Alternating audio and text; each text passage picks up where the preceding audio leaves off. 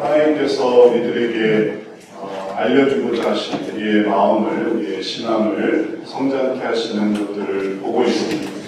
그리고 그것은 우리가 좀 더 멀리 생각해 보면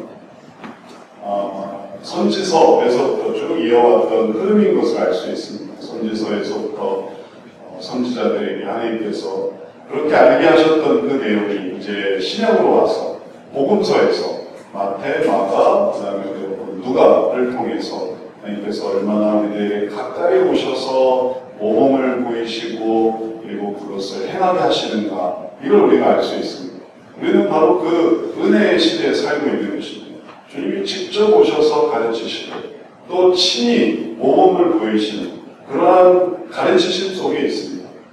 이것을 우리가 지금은 성경으로 보고 있지만 예전에는 구전으로 이야기를 통해서 들었습니다.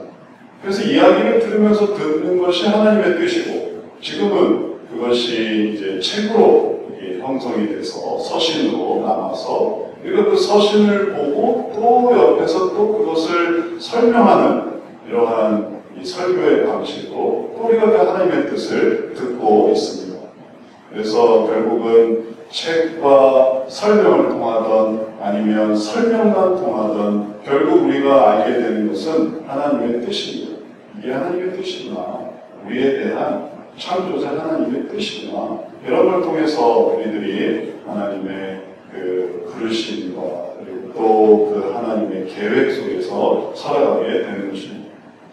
누가복음 이번 7월달 비 많이 오는 가운데에 세 가지 시험을 통해서 우리의 삶이 어떠해야 되는가 우리가 함께 보았습니다. 누가복음의 시작은 이제 1장, 2장, 3장은 탄생에 관한 거고 4장부터 이제 공생애가 시작이 되는데 그걸 우리가 먼저 봤습니다.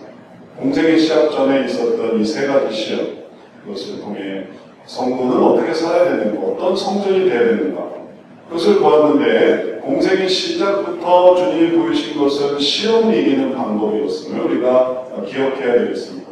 이제 넷째 주, 이제 마지막 주는 이제 한 주가 더 있지만 끝부분이 됐으니까 좀 한번 생각을 정리해 볼 필요가 있습니다. 이거 무슨 말씀을 들었는가, 내가 뭘 들었는가 생각해 보는 것이죠. 그래서 시험을 이기는 방법 세 가지, 주님께서 말씀하신 그 말씀을 그대로 묵상해 보면, 첫 번째, 사람이 떡으로만 사는 것이 아니다. 그럼 뭘로 사느냐? 그걸 자세히 말씀해 주시는 건 아니었지만 사람이 떡으로만 사는 것이 아니다, 이것을 통해서 우리들이 분명하게 알게 됩니다. 그럼 뭘로 삽니까? 하나님의 말씀으로 사는 것이다. 사람이 떡으로만 사는 것이 아닙니다. 하나님의 말씀으로 사는 것입니다. 그래서 우리가 알 때 사탄이 돌로 떡을 만들라 하는 그 시험을 이길 수 있는 것입니다. 이거는 사람들이 다 떡이 필요하고 또 떡만 필요합니까? 떡이 필요하면 또 옷도 필요하죠. 옷도 필요하면 또 집도 필요하죠.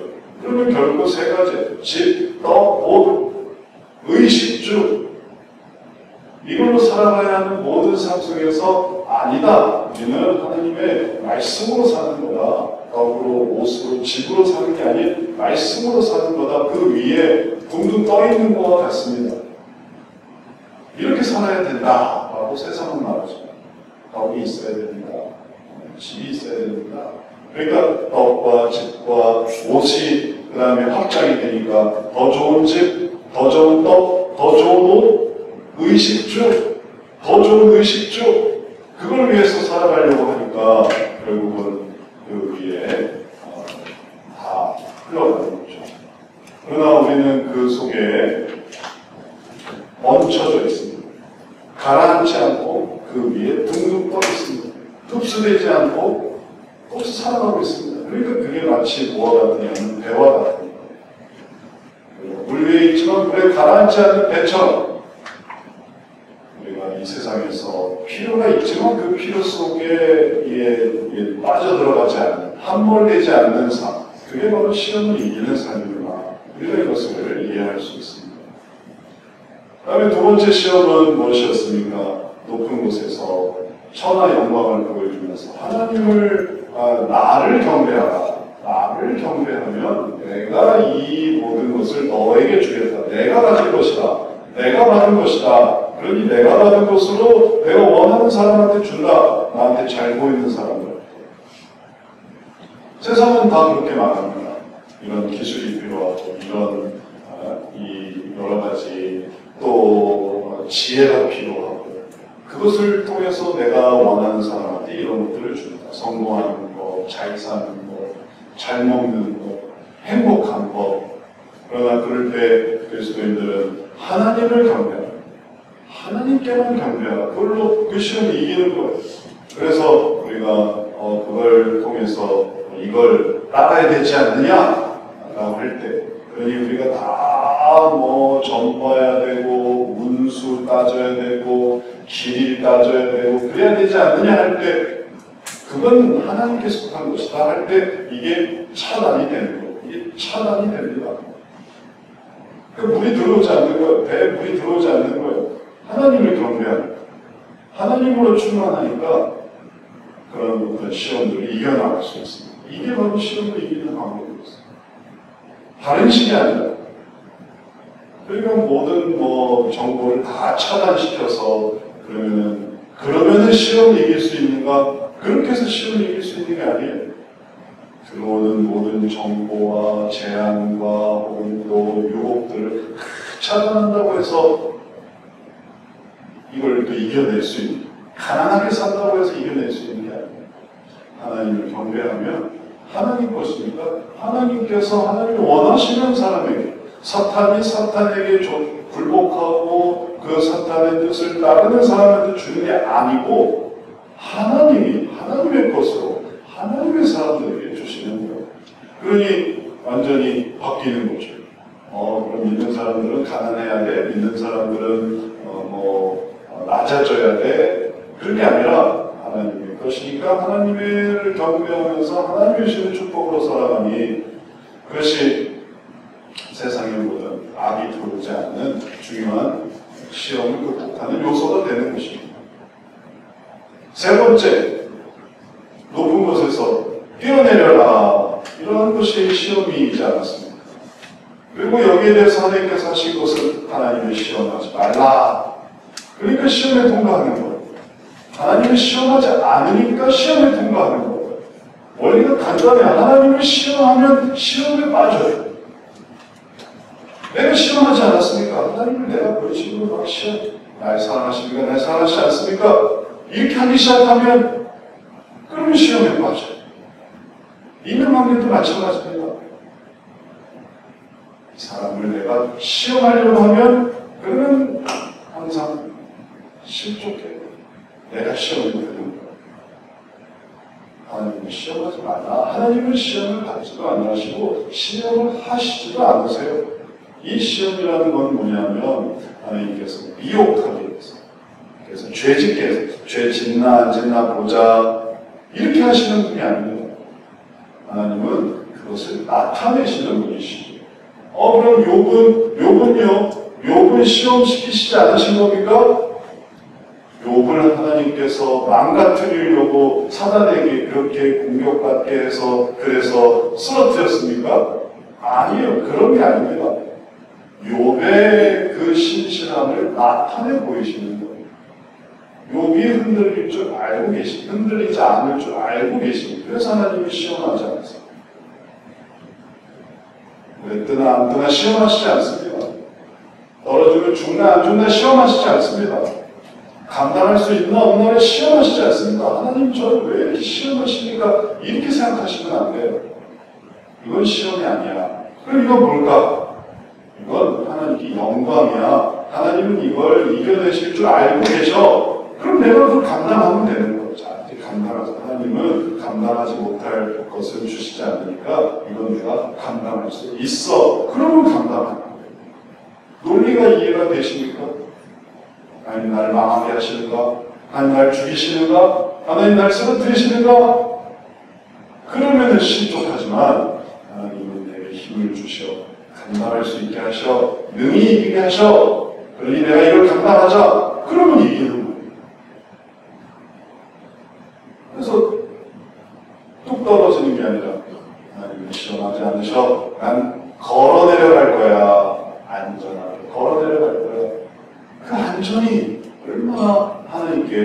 영광을 돌립니다. 안전하게 하는 거예요. 우리가 이번 여름에도 얼마나 그 위험 그리고 또 사건 사고에 많이 보게 됐습니다. 그래서 이런 걸 경험하면서 이제 우리들이 더 생각해야 되는 건 뭐냐면 하나님은 도대체 어디 계십니까? 이게 아니에요. 하나님은 도대체 이 세상에 하나님은 도대체 뭐 하십니까? 뭐 어떻게 해줘야 돼?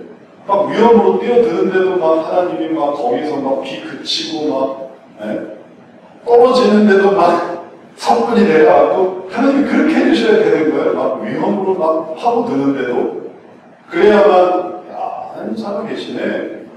그럼 인정. 이 정도 되는 겁니까?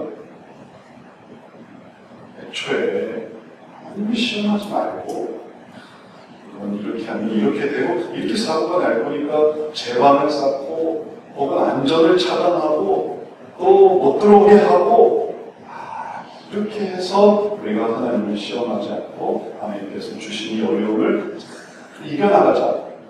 비가 올 거니까 비가 온다고 예고됐으니까 두 눈을 부릅뜨고 하나님께서 이걸 이겨나가게 하심을 열심히 준비해서 마침내 이겨나가자. 그러면 비가 지나가고 안전하게 됐어요. 그러면 불리는 거 아닙니까? 비가 온다고 하니 노아의 방주가 지어지는 거 아닙니까? 하나님께서 예비하셔서 방주를 지켰어요. 그래서 이기게 하시지 않습니까? 그런데 비가 온다고 했는데 방주는 안 짓고 마침내 비가 왔을 때 하나님 도대체 뭐 하시는 겁니까? 이렇게 말하면 그건 하나님을 어떻게 합니까? 하나님을 우습게 생각합니다. 하나님을 시험하는 것이죠. 우리의 구원도 마찬가지입니다. 하나님이 시험하는 게 아니라 하나님께서 우리에게 구원을 주시고 생명을 주시니까 우리가 그 생명을 잘 따라가야지. 안전하게 해야지. 가능하게 하자. 그렇게 하면 하나님께 영광을 돌리고 또 나도 겸손한 마음으로 주님을 따라갈 수 있고 그러니 이게 바로 시험을 이기는 방법이 되었던 것입니다. 공생애를 시작하실 때 이러한 시험에 통과하셨다는 것은 주님의 공생애가 어떠한 성격의 모습이었는가를 보여줍니다. 이 시험을 통과하고 공생애를 하십니다. 그러니 공생애 동안에 주님은 어떻게 사시겠습니까? 이 시험을 통과해서 공생애를 하십니까?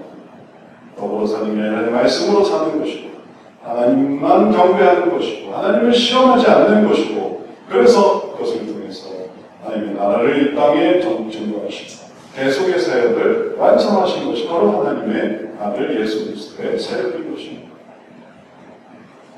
이제 우리가 이러한 시험을 이긴 다음에 예수님의 공생애의 그 전반적인 의미를 기억하면서 이들은 뭐에 초점을 맞춰야 되냐면 이제 시험에 승리한 이후에 예수님의 삶의 모습 그 삶의 나타나는 그 생활의 그 스타일 생활의 그 흐름, 그것을 우리가 이제 잘 주목해 봐야만 합니다. 왜냐하면 누가복음이 그걸 보여주고 있어요. 궁금하지 않습니까? 세 가지 시험이 이기셨어요. 그리고 예수님 어떻게 사셨는가? 이게 어떻게 사셨는가가 이제 나타나요. 오늘 우리가 그걸 보게 됩니다. 어떻게 사셨는가? 시험을 이기고 주님의 삶은 어떠했는가? 오늘 말씀이 14절부터 진행이 됩니다. 예수께서 성령의 능력으로 갈릴리에 돌아가시니 그 소문이 사방에 퍼졌고 친히 그 여러 회당에서 가르치시며 무사람에게 칭송을 받으시더라. 예수께서 그 자라나신 곳 나사렛에 이르사 안식일에 늘 하시던 대로 회당에 들어가사 성경을 읽으려고 서시매 그래서 주님께서는 그 시험을 이기고 주님 앞에 이제 일을 이루실 때에 주님은 성령의 능력으로 나타나셨습니다. 그러니까 소문이 사방에 퍼집니다. 그리고 많은 사람들에게 칭송을 받으셨습니다. 역시 시험을 이기신 분은 다르시구나. 그 시험에 지셨으면 어떻겠습니까? 성령의 능력이 있겠습니까? 사람들의 칭송을 받겠습니까? 성령의 능력을 의지할 수 있겠습니까? 사람의 칭송을 감당할 수 있겠습니까? 시험을 통과하지 못하는데 시험을 통과하지 못하면서 칭송과 혹은 뭐 성령의 능력만 사모한다. 그런 거는 환상이죠. 환상. 할만하니까 뭘 하는 거예요. 할만하다는 건 이 시험에 통과하니까 이게 되는 거예요. 각종 시험도 마찬가지입니다. 입학시험, 자격시험, 모든 시험도 마찬가지예요. 그 시험에 합격하니까 그 다음 일도 할만한 거예요. 근데 그 시험을 통과하지 못하면은 그걸 할 수가 없어요. 시험을 통과하지 못한 건 부족하다는 것이고 문제가 있다는 것인데 배가 이 시험에 통과해야 물에 뜨는 거지. 시험에 통과하지 않으면 배 당장 왜 가라앉아요? 당장 가라앉습니다. 띄우자마자 가라앉아. 이 시험에 통과해야 딱 띄었을 때 버티는 것이죠. 주님은 버티셨습니다. 그래서 성령의 능력 그리고 그 소문이 퍼지고 또 사람들의 칭송을 받으셨습니다. 시험에 통과했다는 게 이런 거예요. 시험에 통과하는 게 이렇게 나타납니다. 그래서 우리가 시험에 통과하기를 바라는 것이죠. 시험에 통과만 하면 그러면 이렇게 놀라운 사역이 펼쳐집니다. 근데 이제 우리가 이제 주목하고자 하는 것은 바로 그 다음 부분에 나타나는 예수님의 모습입니다. 예수께서 그 장안하신 분 나사렛에 이르사 뭘 하셨냐면 안식일에 늘 하시던 대로 회당에 들어가서 성경을 읽으려고 서시네. 늘 하시던 대로 회당에 들어가서 성경을 읽으려고 서시네. 주님이 늘 하시던 대로 성경을 읽으시고 계세요. 오랜만에 성경을 피는 게 아니고 되게 오래간만인데 성경 진짜 오래간만이다. 이게 아니고 늘 하시던 대로 성경이 이거 내가 봤던 말이고 이거 내가 늘 하는 거고 도대체 이 누가 보면 세 가지 시험을 몇 번째 보는 거냐. 근데 그게 늘 하는 거예요. 늘 하는 대로 바로 주님께서는 성경을 잘 읽으시는 것입니다. 이걸 우리가 보고자 하는 거예요. 한마디로 말하면 성경 읽는 게 시험에 승리한 사람의 삶의 모습이다. 시험에 이기려고 하는데 시험에 이긴 사람들이 시험에 이기고 나서 하는 게 뭐였냐 하면 성경을 하나님의 말씀을 따르는 것입니다. 하나님의 말씀을 따른 사람들이 시험을 통과하고 그 다음에 하는 게 뭐냐면 하나님의 말씀을 따르는 거예요. 다른 건 안 그렇습니까? 입학시험을 준비한 사람들이 입학시험 끝나고 나서 입학시험 준비했던 그걸 계속 하는 거예요. 그게 입학시험의 의미였던 것입니다. 그걸 준비해가지고 와라. 그리고 준비하니까 그걸 계속 그걸 활용하는 것입니다. 법을 준비하고 와라. 그래서 법을 알게 됐더니 계속 그 법만 법 하는 거고. 의학을 준비하고 와라. 의학을 준비하고 왔더니 그 다음에 계속 그 의학. 기술을 준비하고 와라 했더니 그 기술을 가지고 계속 그 기술을 사용하는 거예요. 그러니 신앙을 준비하고 와라 해서 이 시험에 통과해서 하게 된 신앙을 준비했더니 그 다음에 하는 게 그 신앙으로 계속 하나님의 뜻을 묵상하는 게 바로 성경의 모습인 것입니다. 성경을 읽는다는 건 바로 그런 뜻이에요. 읽기에만 집중한 게 아니라 하나님의 뜻, 하나님의 말씀으로 사는 것. 옛날에는 읽기가 아니라 듣기였죠. 말씀을 듣는 것이고 지금 읽을 수도 있고 들을 수도 있고 볼 수도 있고 그림으로도 보게 했단 말이죠. 초대교육 때는 그게 이제 우리가 성지에서 보았던 이코니아라고 하는 벽화, 성화 그런 걸 보면서 그럼 이런 시각과 청각과 그 다음에 이 모든 감각을 사용해서 하나님의 말씀을 깨닫는 게 바로 시험을 이긴 자의 모습이 되는 것입니다. 예수님께서 읽으신 성경의 내용 참 의미가 있었습니다. 그냥 아무 밑도 끝도 없는 말씀을 무의미하게 읽는 게 아니라 주님이 읽으신 말씀은 너무 의미가 있었습니다. 선지자 이사야의 글을 드리거늘 책을 펴서 이렇게 기록된 내를 찾으신 곧 주의 성령이 내게 임하셨으니 이는 가난한 자에게 복음을 전하게 하시고 내게 기름을 부으시고 나를 보내사 포로된 자에게 자유를 눈먼 자에게 다시 보게 함을 전파하며 눌린 자를 자유롭게 하고 주의 은혜의 해를 전파하게 하려 하시니라 하였더라. 이 말씀을 읽으시면서 그러면서 이 말씀에 대해서 하나님께서 보여주셨습니다. 이 말씀의 의미가 뭔가를 보여주셨습니다. 그 말씀을 읽는 것으로 허공을 치고 환상을 갖고 그리고 또 이 비현실적인 그런 생각을 하는 게 아니라 그 말씀 속에서 지금까지 주님이 해오신 일들의 의미가 뭐고 그 다음에 앞으로 하실 의미가 무엇인지를 나타내 주셨습니다. 주님이 하시는 것이 무엇입니까? 나를 보내서 포로된 자에게 자유를 주시는 거예요.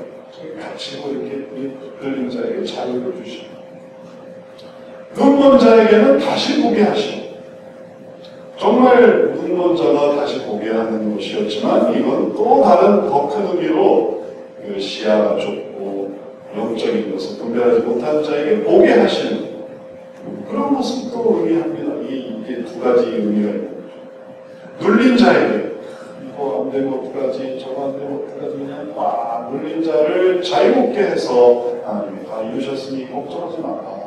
자유롭게 해주시는 그런 말씀이 바로 하나님의 아들 예수 그리스도의 사역이고 그 예수님을 통해서 우리가 알게 되는 하나님의 역사하심이고 그래서 나타나는 게 주님의 은혜의 해가 전파되는 주님의 은혜가 이렇게 나타나는구나. 하나님의 은혜가 이렇게 나타나는 것을 우리들이 보게 됩니다. 그러니 이 말씀을 통해서 예수님을 알게 되고 또 예수님을 보면서 또 이 말씀을 알게 되고 이런 일들이 바로 성경 속에서 보게 되는 것입니다. 우리가 성경을 읽을 때에도 같은 일들이 일어납니다. 우리가 성경을 읽으면서 성경 읽는 데는 읽기만 한다는 게 아니에요. 성경을 들으면서 혹은 읽으면서 들으면서 혹은 또 보면서 그러면서 우리가 뭐냐면 하나님의 뜻을 아는 거예요. 그 하나님의 뜻이 무엇이었습니까? 사람이 떡으로만 사는 게 아니다. 하나님께만 경배하라. 하나님을 시험하지 말라. 내가 성경을 읽고 듣고 그리고 깨달으면서 이 세 가지의 이 원리를 계속 반복하는 거예요. 그러니까 이게 모든 시험에서 견뎌내는 거죠. 주님의 말씀이 우리들에게 보여주시는 그런 의미가 있지 않습니까? 주 예수를 믿으라. 그리고 너와 내 집이 구원을 얻으리라. 그러니 안 되지 않을까? 포기되지 않을까? 할 때 주 예수를 믿으라. 너와 내 집이 그리한 너와 내 집이 구원을 얻으리라. 이 말씀이 우리들에게 주님만 경배하자. 주님만 믿자. 주님만 신뢰하자. 좀 믿었는데요. 그런 것도 물론 되죠. 믿는 거. 근데 믿는 게 아니라 우리의 가족의 미래는 어떻게 되겠습니까? 라고 할 때 그때도 믿어야 돼요. 우리 가족의 미래는 어떻게 되겠습니까? 우리는 망할 것 같아요. 우리 가족은 망할 것 같아요.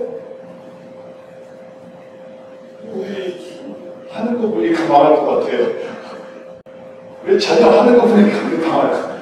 나와 내 가족은 망할 것 같아요. 우리 얘가 하는 거 보니까 망할 것 같아요.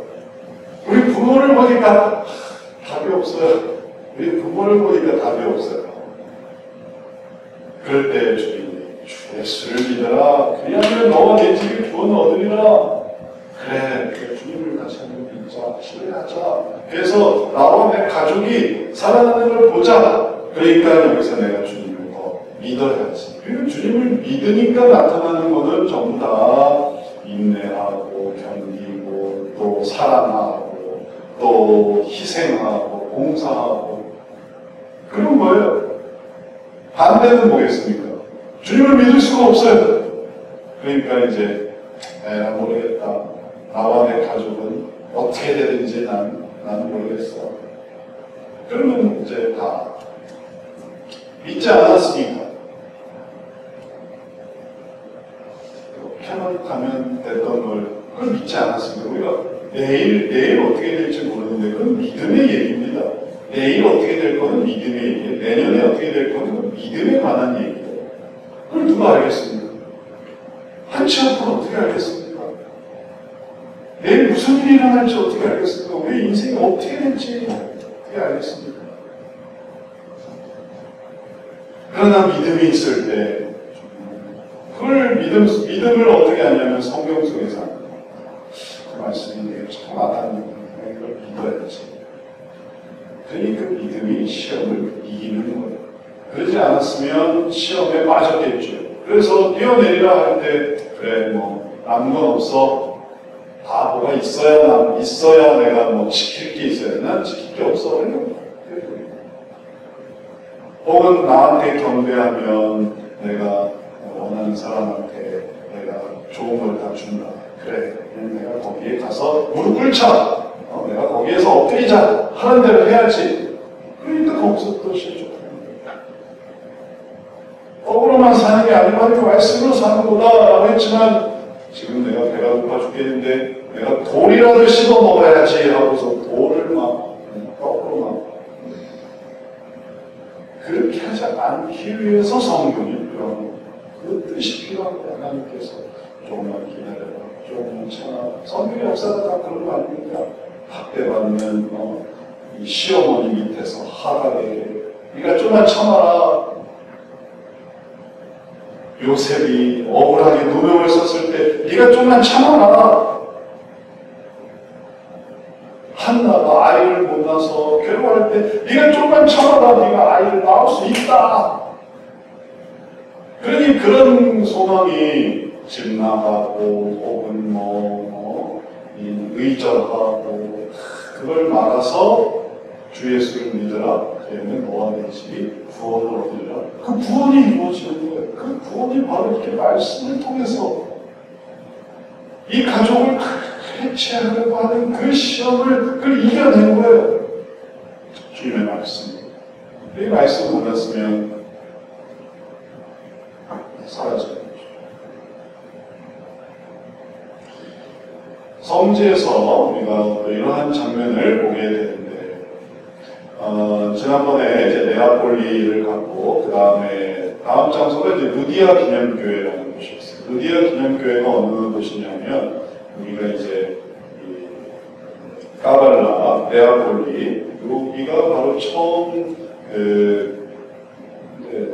터키에서 그리스로 넘어오는 그래서 사도 바울에 도달했던 장소였는데 그리고 거기서 좀만 가면 여기가 빌립보 도시 그 빌립보가 이 빌립보는 어떤 도시였는가 하면 알렉산더 대왕의 아버지가 빌립 2세인데 빌립 2세가 이 도시를 재건하면서 그러면서 자기 이름을 붙였어요. 그래서 빌립보. 그래서 여기가 유적이 돼요. 얼마나 이 유적이 큰지 지금까지 본 중에 제일 큰 겁니다. 거기에 이제 조금 강가로 내려오면 이제 루디아 기념교회, 그리스 정교회에서 세운 교회가 있습니다. 그래서 전체 커다란 대도시, 거기에는 이그나티아라고 해서 로마에서 이스탄불까지 이어지는 그 로마의 그 통행 대로가 있었는데 그게 지나가는 그런 도시였어요. 그래서 바닥에 돌이 깔려있고 이그나티아라는 표식이 있고 물론 이제 시대가 흐르면서 도로는 다 끊어졌죠. 근데 딱 그 도로만 이 유적에 남아있습니다. 그래서 이렇게 가면 이스탄불까지도 간다. 이런 거. 그러니까 그게 통과할 곳이니까 빌립보가 좀 큰 도시였거든요. 그리고 또 알렉산더의 아버지가 세운 도시이기 때문에 또 화려했던 그런 도시입니다. 여기서 이제 빌립보 유적에서 이제 강가를 좀 내려오면 그 루디아 기념교회가 있고 루디아 기념교회가 이렇게 생겼습니다. 이렇게 루디아 기념 사진도 있고 이렇게 기념교회를 만들어놨습니다. 자세한 것은 오후 예배 설교에 그 내부에 들어가는 이렇게 사진도 있으니까 오후 예배 설교를 참고해 주세요.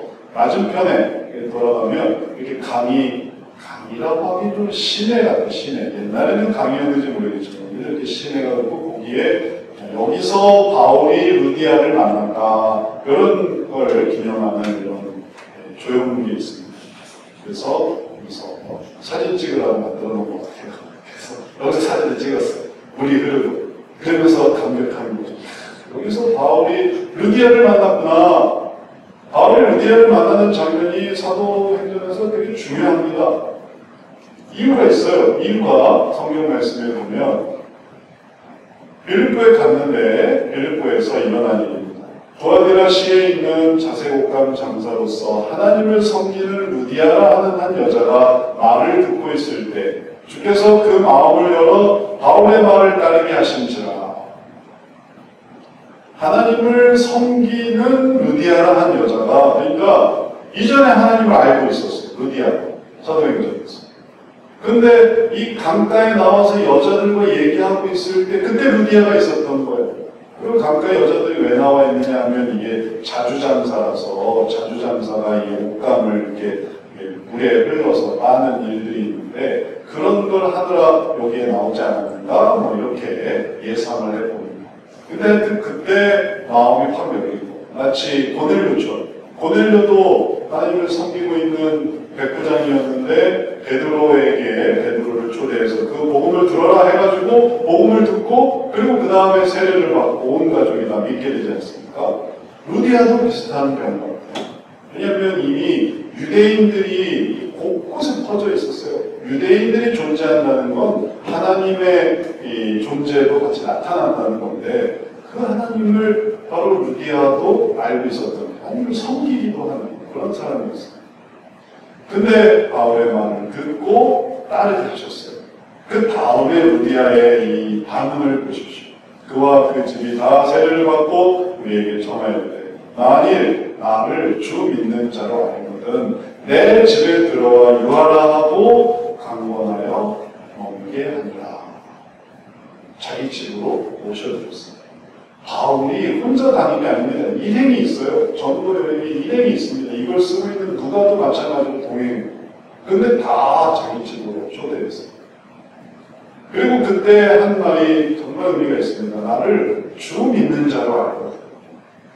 내 집에 들어와 유하라.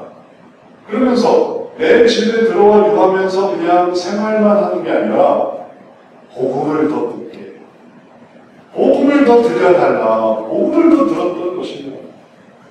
이후에 이 루디아의 집이 빌립보 교회의 시초가 돼요. 그냥 집을 바울의 어떤 숙소로만 제공하는 그런 의미가 아니고 바울을 모셔들어서 물론 숙소도 제공하는데 복음을 듣는 겁니다. 성경이 존재하지 않았습니다. 사람이 말을 해줘야 돼요. 도서관이라고 하면 사람만 있어요. 도서관 유적이 책이 있는 곳이 아니라 사람이 있는 곳이에요. 책이 귀하기 때문에. 그래서 사람을 모셔서 해결을 듣는 거예요. 해주세요. 해결해주세요. 그래서 바울이 빌립보에서 계속 이 루디아 이 집을 통해서 계속 복음을 진도하면서 그러면서 빌립보 교회에 큰 부흥이 일어나. 또 그런 부흥의 시기에서 그래서 이제 빌립보 감옥에 사람들이 이 바울을 집어넣고 그리고 거기서 이 무덤이 흔들려서 이 감옥문이 다 열리고 간수가 죽으려고 할 때 또 간수를 다시 살리고 그게 다 이 빌립보에서 일어난 것입니다. 그 시작이 루디아예요. 루디아가 마음을 열어 나를 주 믿는 자로 알거든 들어와서 말씀을 들려주세요. 말씀을 전해주세요. 그게 바로 루디아였던 것입니다. 이렇게 말씀을 듣는 게 바로 성경을 읽는 방법이었어요. 그 당시에. 오늘날에는 어떤 방식이 되겠습니까? 이제는 우리가 누구를 불러서 얘기할 필요가 없죠. 성경을 가서 읽을 수도 있고 성경을 잘 모르겠어요. 그럼 그 성경에 대한 설교 말씀을 유튜브에 찾아서 읽을 수도 있고 또는 그 성경 말씀을 또 재해석하는 또 잘 설명하는 책을 사서 읽을 수도 있고 하나님의 말씀은 또 우리가 예배 때도 우리가 성경을 읽고 말씀도 읽고 하나님의 말씀은 우리들에게 계속 다가오고 있습니다. 문제는 내가 그걸 받아들이려고 하는 게 문제죠. 예전이나 지금이나 받아들이려고 해야 의미가 있지. 우리 흐르고 있는 거, 그거 물 흐르는 거 그냥 보기만 하면 무슨 소용이 있습니까? 그 물을 마시면은 내 물이 되는 거고, 내 갈증이 해결되는 거고, 그냥 그 물을 그냥 놔두면은 그러면 나는 계속 못 먹는 거죠. 이제 시험을 이긴 자가 했던 것이 그 말씀을 계속 채우는 것이라는 것을 바로 루디아를 통해서 보게 됩니다. 그리고 그렇게 말씀으로 계속 채워지니까 또 시험도 계속 이길 수 있고요. 어제는 이겼는데, 작년은 이겼는데, 오늘 말씀에 소홀하고 말씀의 의미에 대해서 약하고 젊을 때는 너무 잘 이겼는데 나이 드니까 성경도 싫고 말씀도 싫고 그러면 어떻게 되겠습니까? 시험을 이길 수가 없어요. 그 아는 가장 기본적인 원리도 이제는 다르게 보여져요. 어색해져요. 그러나 말씀을 읽고 듣고 따르니까 그 다음에 이것이 내게 계속 살아있는 거예요. 계속 시험을 이기고. 그래서 하나님을 시험하지 말아야지. 옛날에는 시험하지 않았지만 지금은 또 엄청 시험하는 경우가 있어요. 나이 들어서 엄청 시험하는 경우가 있어요. 배가 막 태풍을 향해서 가는 것처럼. 나이 들어서 더 대담해져요. 네? 나이 들었는데, 비 오는데, 우산 쓰고 나는 가면 괜찮겠지 해가지고 개천에 가다가 쓸려가요. 또 구경 가다가 또 쓸려가요. 나이 든 사람. 젊은 사람이 그런 게 아니라 나이 든 사람. 나이 든 사람이 비 올 때 위험을, 방관하다가, 그 다음에 그 위험에 자초하게 되는 거죠. 그러니 우리들이 다시 한번 하나님의 말씀을 읽고 듣고 깨닫고 이게 얼마나 시험을 이기고 그래서 영광을 돌릴 수 있는가 이걸 우리가 이해해야 합니다. 그걸 이제 예수님이 보여주세요. 그걸 예수님이 어떻게 보이신가 보십시오. 시험에 이기면서 살아가는 것. 이게 성경에 익숙해서 살아가는 것. 그래서 더 많은 말씀을 알아가게 되면 그러면 더더더 시험을 이기게 되고 최종 결정도 인생의 최종 마지막 내리는 결정도 성경 속에서 이루어지는 거지 그걸 온전하게 이루기 위해서는 말씀이 충만해져야 됩니다. 예수님께서 이 책을 읽으셨어요. 읽으시는 것이 끝이 아니었으니까 예수님께서 이 책에 대해서 중요한 말씀을 해주셨어요. 책을 덮어 그 맡은 자에게 주시고 읽으시고 그 영화의 한 장면에도 그러면 읽으시고 맡은 자 성경을 맡아서 읽을 때마다 피고 딱 덮고 있고요. 주시면서 앉으시니 해당에 있는 자들이 다 주목해서 이제 이 말씀에 대해서 뭐라고 해주시는가 할 때 예수님 하십니다. 말씀하십니다. 예수께서 그들에게 말씀하시되 이 글이 오늘 너희 귀에 응하였느니라. 와, 엄청난 말씀. 이 말씀이 오늘 너희에게 이루어졌느니라. 라는 말씀입니다. 충만히 하실 수 있는 말씀이죠. 그리고 그것이 우리에게 보여주시는 시험이 이기는 자의 모습인 것이죠. 우리가 삶 속에서 성경을 읽고 읽기만 한다고 생각해요. 읽다가 자다가 읽다가 딴 생각하다가 성경 읽다가 이건 뭐지? 뭐하고 더 막 그냥 반감 들다가 그런 거는 아무 의미가 없습니다. 어떤 책이 그런 읽다가 자고 읽다가 딴 근데 이 책에 의미가 있을 수 있는 그런 책이 어디 있겠어요? 오직 그 책을 읽고 내 마음에 감동이 되고 그 마음의 뜻이 하나라도 이해가 되고 그리고 내가 이렇게 살아야지 내 마음이 뜨거워지고 그럴 때 뭐가 됩니까? 그럴 때 주님의 말씀이 이루어지는 이 말씀이 너희 귀에 응하였느니라. 그거는 꼭 성경을 피고 듣고 이런 어떤 형식을 갖추지 않아도 돼요. 내가 구절 하나를 묵상하고 혹은 또 내가 그걸 어떻게 보고 듣고 어거스틴 같은 경우는 어린아이들의 노랫소리에서 펴서 읽어라 이런 얘기를 듣고 딱 폈더니 딱 펴서 들은 말씀이 뭐냐면 로마서의 나제와 같이 단정하고 술 취하지 말고 방탕하지 말고 하나님께서 기뻐하시는 대로 내 마음의 뜻을 정성으로 드려라. 그 말씀에 그 마음의 감화를 받아서 이렇게 살아야겠구나. 그게 그게 응하여지는 거예요. 그게 이루어지는 거예요. 말씀이 그게 이루어지는 거예요. 이걸 우리들에게 보여주시는 거예요. 예수님께서 보여주신 것이 우리들이 앞으로 할 일들이에요. 성경을 읽고 마음이 뜨거워질 때 그 말씀이 오늘 이게 나한테 이루어지는구나. 이루어지고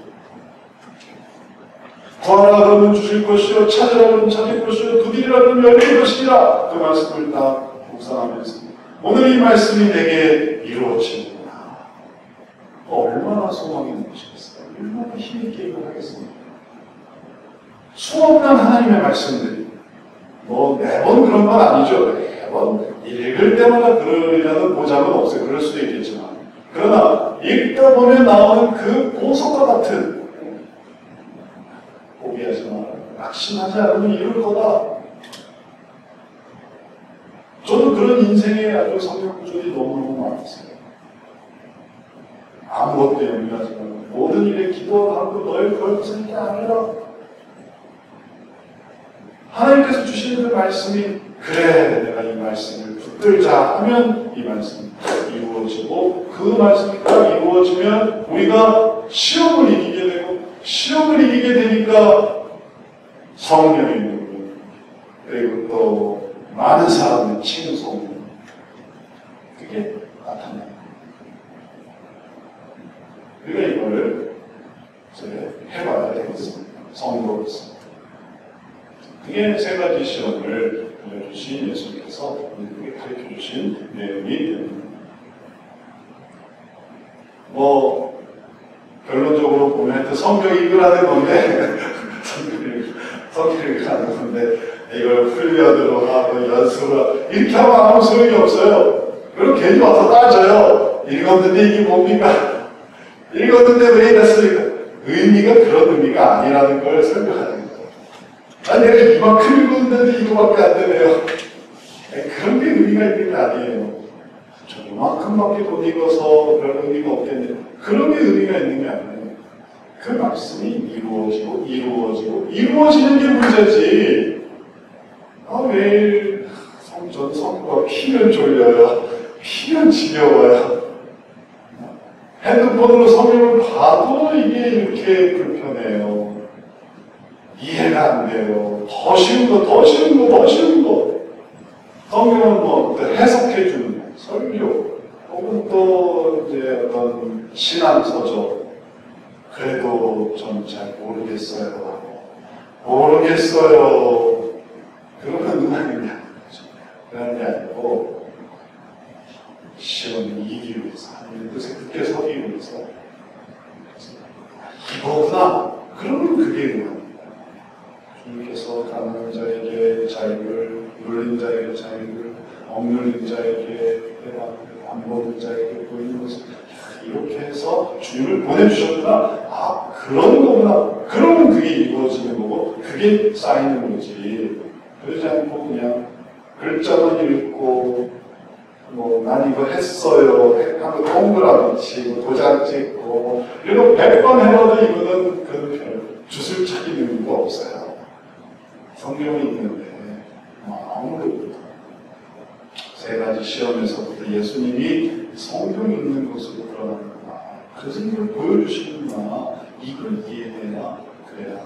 내가 보는 말씀, 주 예수를 믿으라 그러면 너와 내 집에 구원을 얻으리라. 이 말씀도 의미가 있는 거죠. 그래서 내가 성경을 집에서 읽고 있다고 생각해보세요. 그러면 부모님이 뭐하냐? 또 성경 읽어요. 성경을 읽는구나. 그러면서 그게 뭐냐? 그 말씀이 뭐야? 그 말씀이 참 좋아요. 어머니도 한번 읽어보세요. 아버지도 한번 읽어보세요. 그러면서 이렇게 되는 거죠. 왜냐면 내게 응하니까 그걸 다른 사람 앞에서 주목해서 보고 성경 읽은 사람이 뭐라고 말할까? 근데 이 말씀이 응하였습니다.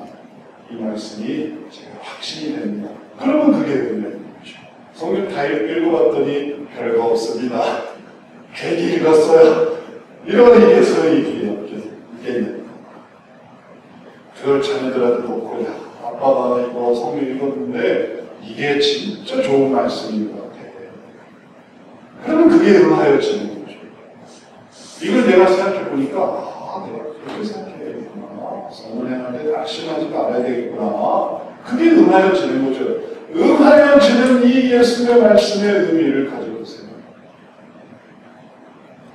무슨 주문 외우듯이 성경 읽지 말고 그냥 오늘 이거 했어 끝. 그럼 오늘 행복해. 성경 읽었으면 벌써 말하지 모르고 살 필요도 없고 그냥 읽고 끝. 그럼 오늘은 나는 문수 대통이야 이런 거 말고 그건 주님의 뜻과는 상관이 없는 거죠. 이제 우리가 말씀을 읽고 뜨거워져서 그 말씀이 이렇게 살아야겠다, 이걸 이끌어야겠다, 이렇게 나가야 해서 이 말씀이 이루어지는구나. 이런 삶을 우리가 살아야겠습니다. 말씀을 마칩니다. 주님께서 쉬운 일이시고 그리고 늘 하시던 대로 성경을 읽으시고 그것을 이루어주신 것처럼 우리도 그걸 사모하면서 말씀을 묵상하고 실천하고 그 말씀이 내 삶 속에 날마다 이루어져서 이기고 승리하고 또 정복하고 충만하고 다스리고 이런 귀한 삶 살아가는 거룩한 주의 성도 되시기를 주의 이름으로 축원합니다.